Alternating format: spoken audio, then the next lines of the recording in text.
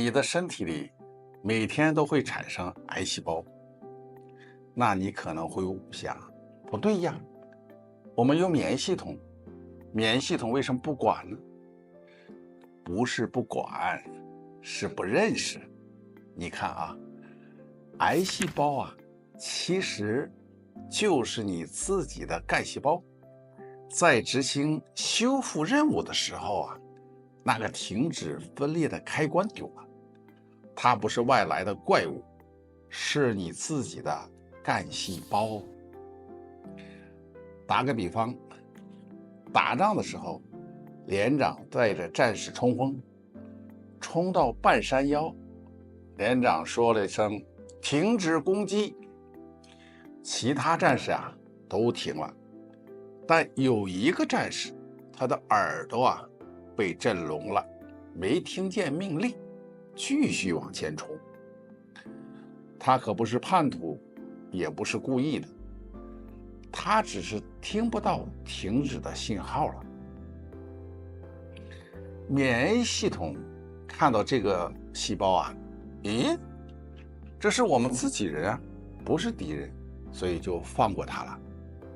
这就是癌细胞，不是你从外面感染来的，是你自己的干细胞变坏了。免疫系统不认为它是敌人，所以啊，不管它。那它为什么会变坏呢？主要啊是慢性炎症。你想象一下，你有慢性胃炎，胃黏膜反复发炎，反复烂，烂了怎么办？身体要修复，干细胞呢启动分裂，造新的细胞去修复那个糜烂面。今天发炎，补一次，明天发炎再补一次，后天呢还发炎，接着补。这个分裂次数越多啊， DNA 复制错的概率就大。总有那么一天，那个停止分裂的密码丢了，这个干细胞获得了永远分裂的指令。所以不会停止分裂的干细胞就是癌细胞。一个变两个，两个呢变四个，四个变8个。原来是个糜烂面儿，慢慢呢细胞摞起来，形成了一个包块，就是肿瘤。你发现没有？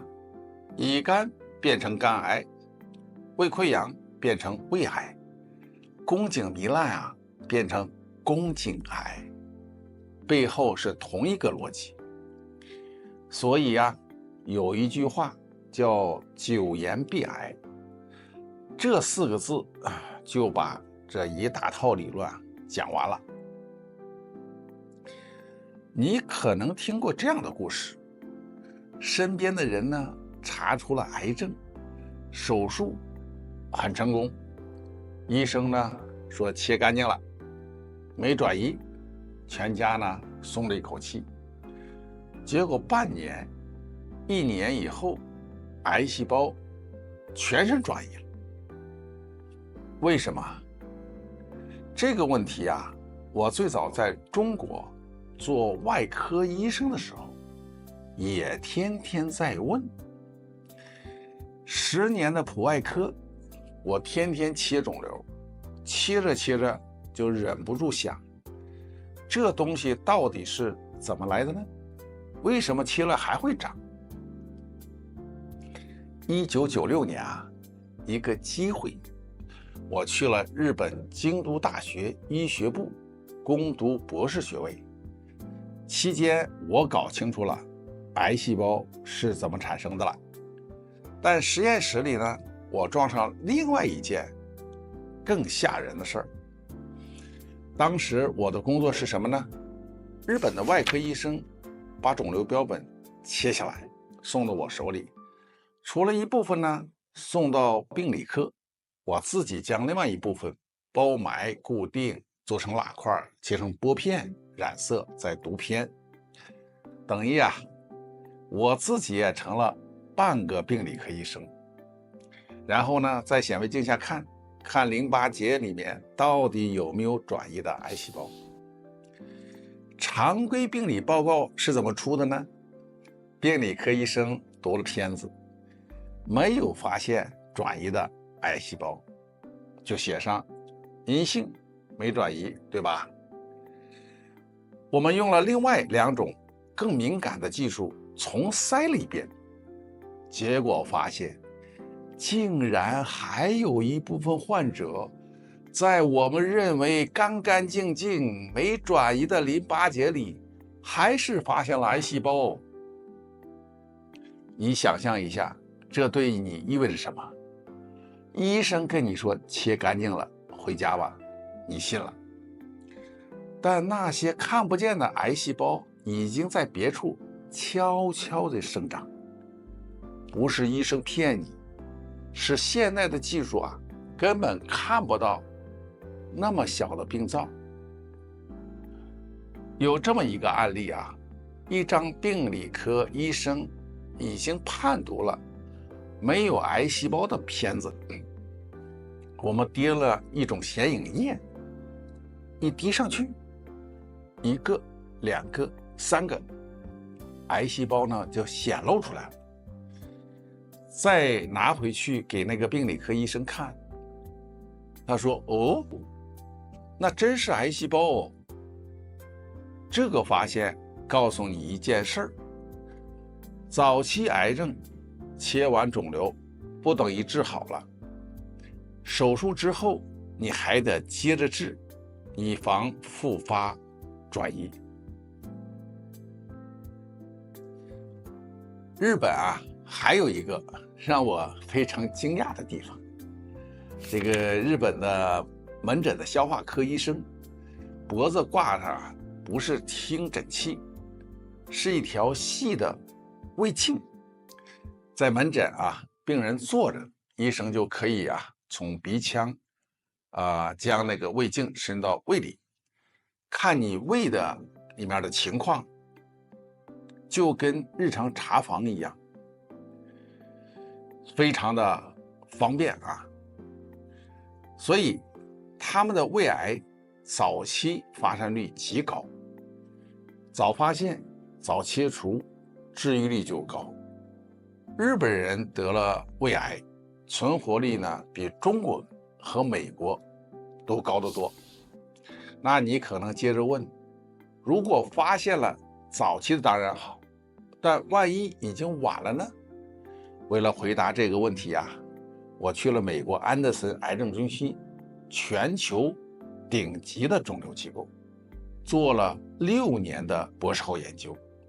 其中发生了一件事，彻底改变了我对晚期癌症治疗的看法。在安德森的时候我一个国内的朋友家里人得了癌症，就要通过我联系去看病。我去找安德森的国际部主任说了情况，国际部主任就叮嘱我医生，他来之前你最好先评估一下，如果太晚了就别来了，来了呢我们也治不了。那为什么顶级医院也治不了晚期癌症呢？后来我才想明白，我们一直以为癌症患者面对的是1个杀手，其实不是，是3个杀手。第1个杀手是癌细胞本身，如果长在重要器官的关键部位，就会直接要你的命。第2个杀手呢是医源性伤害，手术、放疗、化疗，肿瘤是缩小了，但人呢吃不下饭，浑身没劲儿，冒虚汗，免疫力呢被打到谷底。第3个杀手是感染，免疫力一垮，细菌、真菌全来了，医生不得不停止癌症治疗，给你用各种抗拒细菌、抗真菌的药物。这些药本身就肝肾毒性，太多的人啊，肿瘤缩小了，结果人也没了。他们死在抗感染的肝肾衰竭上。安德森啊，在攻击第一个杀手方面全球顶级，但对第二和第三个杀手，老实说啊，他没有更好的办法。有没有一种办法能同时管住这三个杀手？这让我想到了另外一件事。我出国之前啊，在中国做普外科的10年期间，一直践行着中西结合治疗。我小的时候啊，是在内蒙古长大，有一个亲戚是自学成才的中医，天天背着药箱给人扎针、开方吃药。扎完了针，患者家属为了表示感谢往往要好吃好招待。有时候在家里小方桌一摆，烙饼、炒鸡蛋，弄点烧酒。60年代那些都是奢侈品我一个小孩子蹲在旁边看着，馋得不行。从那以后，我就觉得学好中医能换好吃的。长大以后我一定要学中医。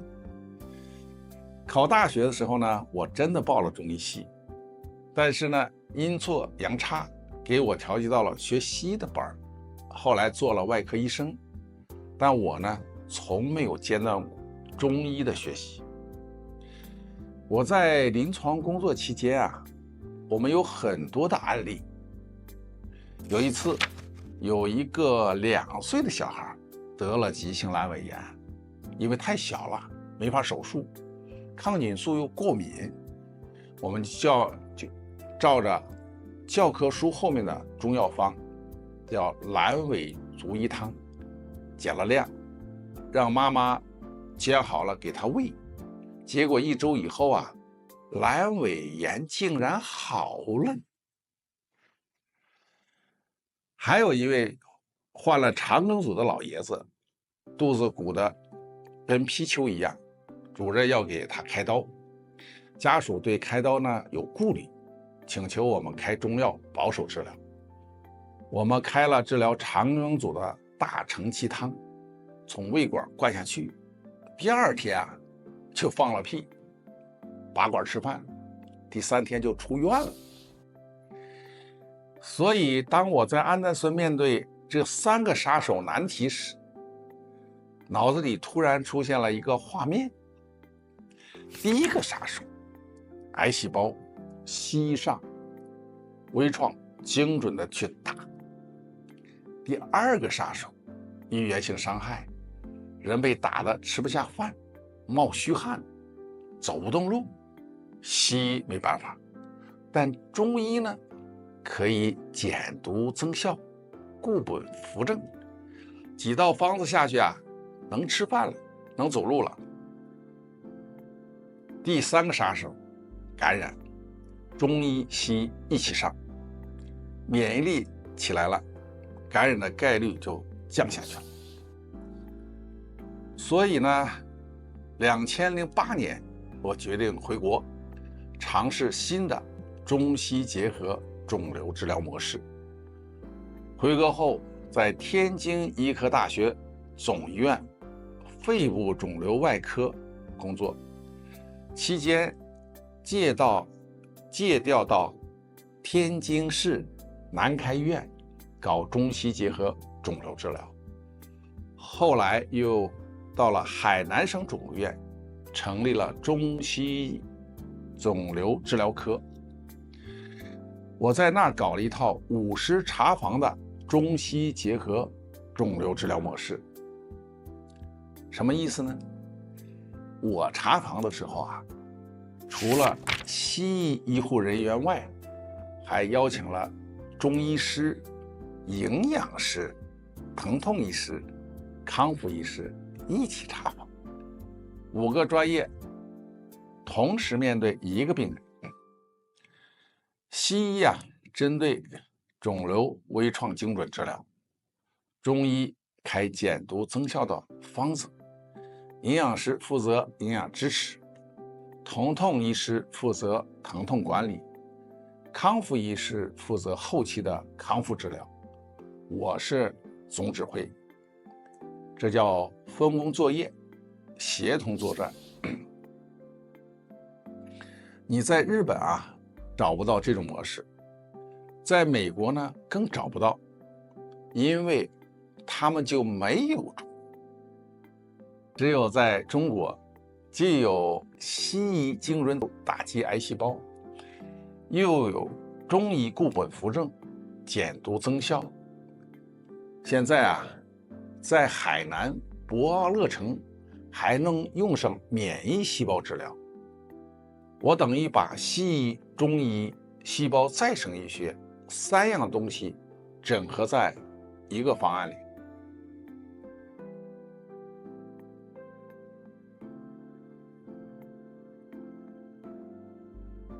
这30年的从医经历，以前做的事儿叫救命，跟肿瘤正面搏斗。作为一个外科医生手术刀能救的人是一个一个的。现在我退休了，要做的事情呢是教你如何养命，怎么在细胞出问题之前就把它管住，怎么防病，这样能帮助的人成千上万。我们老百姓一直有个习惯是什么呢？叫医康养。得了病去看医生，这叫医；手术完了做功能康复，这叫康；最后呢再慢慢调养，这叫养。但你想想看你都已经被这3个杀手包围了，你才想起来要养，不就是太晚了吗？那倒过来呢，就是养康医，先养，而且要从34岁就开始，不是老了再养。预防永远比治疗便宜1万倍。你有没有这样的体验？身体不舒服，去医院查了一圈，医生跟你说没毛病。其实你这个不舒服的症状就是细胞在报警了。这种情况呢，常规的体检是查不出来的，需要做细胞层面的检查，要关注细胞功能的变化，关注细胞缺了什么营养，有哪些毒素，要在细胞功能出现问题，组织器官还没有病变之前，你就已经发现问题了，提早干预。比如说维生素 D 够不够，缺不缺锌，重金属有没有超标。维生素 D 对我们有多重要呢？它不仅影响钙的吸收、骨质疏松，还影响免疫力、心脑血管病、糖尿病、肿瘤和老年痴呆等等。2023年Nature 发表了一篇文章，80%的阿尔兹海默症与这个维生素 D 缺乏有关。已经得了老年痴呆的，补充了维生素 D 以后呢，4%的人症状减轻了。我就问你一句，你查过你自己是否缺维生素 D 吗？我相信绝大多数人都没有查过。好了，下一期我来给大家解答确诊癌症后我们应该如何科学的面对。如果觉得有用，点个关注。后面我将用大家都能听懂的话，用科学的视角来看待癌症。如果你现在有什么健康方面的问题，体检报告上有什么看不懂的东西，想了解某种疾病最佳的治疗方法，在评论区告诉我。我跟你把这事儿讲明白，咱们评论区见。